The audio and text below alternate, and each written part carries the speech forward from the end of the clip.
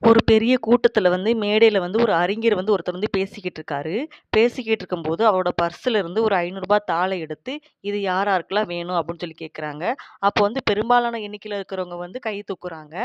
கை தூக்குனதுக்கப்புறம் அந்த ரூபா தாள கசக்கிட்டு, "இப்ப யார் யாருக்கெல்லாம் வேணும்?" அப்படின்னு சொல்லி கேட்குறாங்க. கேட்கும்போது அதே எண்ணிக்கையில உள்ளவங்க மறுபடியும் கை தூக்குறாங்க. நெக்ஸ்ட் அந்த தாள கீழ போட்டு மிதிச்சு, அழுக்காக்கி, இப்போ இந்த தாள யாருக்கு வேணும்னு கேட்கும்போது, எல்லாருமே அதே எண்ணிக்கையில உள்ளவங்க தான் வேணும்னு கேட்குறாங்க.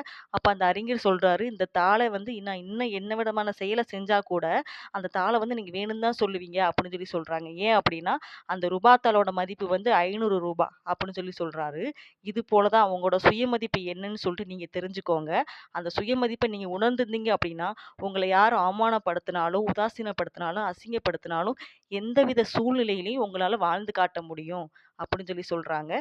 இந்த வீடியோ உங்களுக்கு பிடிச்சிருந்தா சப்ஸ்கிரைப் பண்ணுங்க, ஷேர் பண்ணுங்க. Thank you.